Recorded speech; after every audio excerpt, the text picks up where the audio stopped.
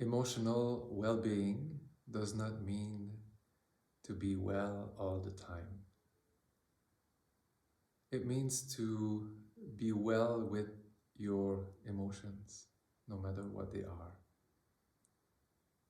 Whether it's anger, sadness, frustration, or joy, satisfaction, fulfillment. So it means that we aim to feel more and more comfortable with any sensation, any feeling, any emotion, so that we are at peace with what emotions are, with the role they play in our life. Maybe we didn't learn how emotions play a crucial role for all human beings, how they teach us how to navigate our life, where to go, what to do.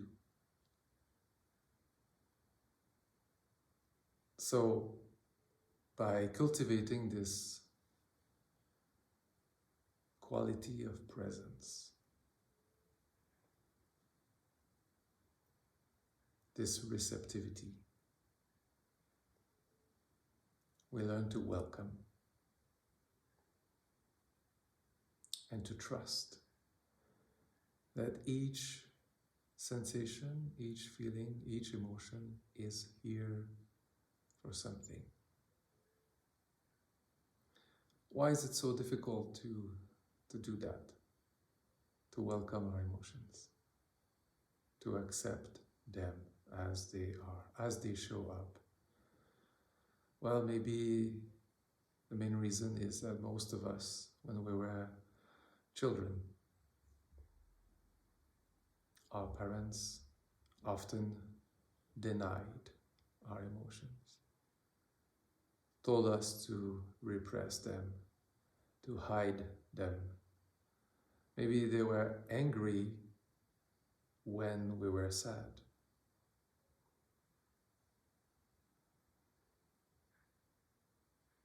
And so over time, what we learn by default is, oh, I can't be sad. My dad is angry. My mom is angry when I'm sad. So I will learn to hide my sadness. And so the belief that is integrated is sadness is not good.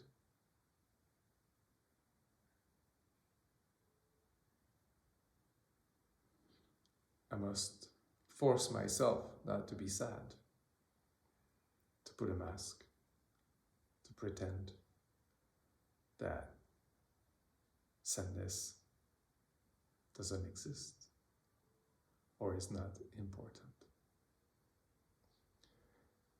So if that's the case, we need to reverse course in order to re-establish a relationship with any emotion, any feeling.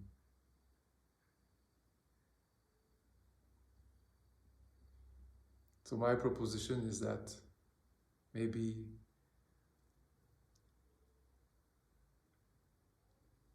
not feeling well starts with not being able to feel.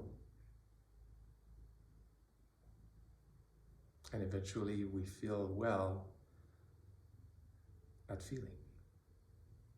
And it makes us feel empowered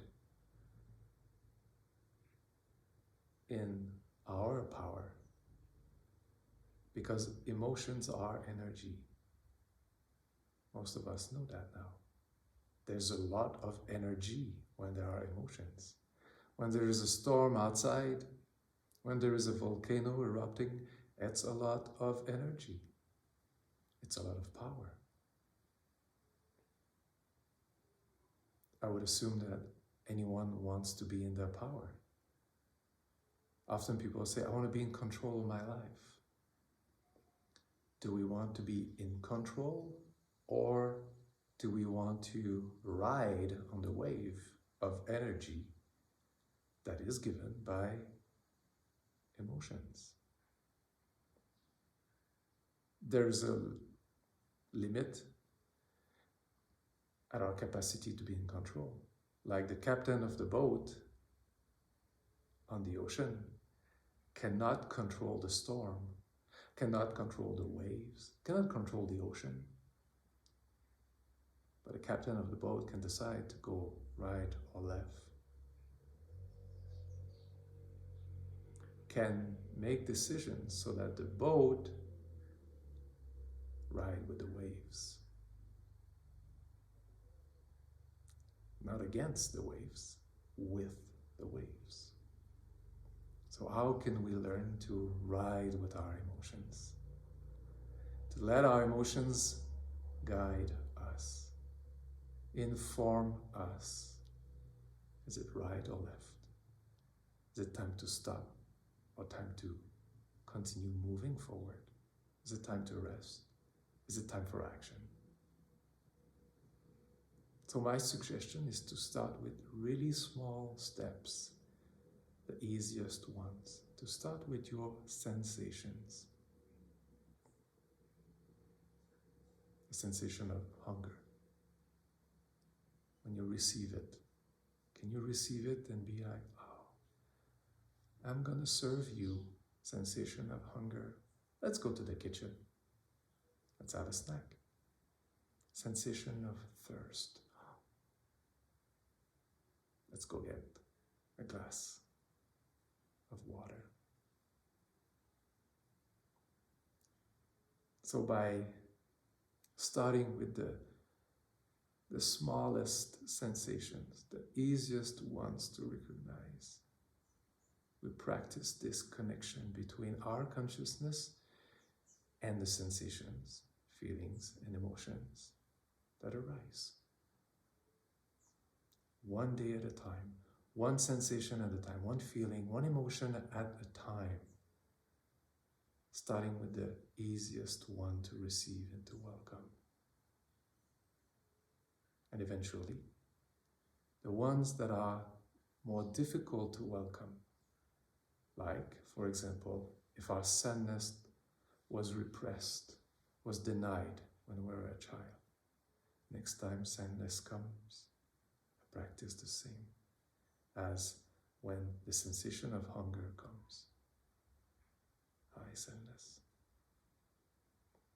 What do I need to do to honor you? And I feel deeply in my body that this relationship between our consciousness and our emotions is what create emotional well-being.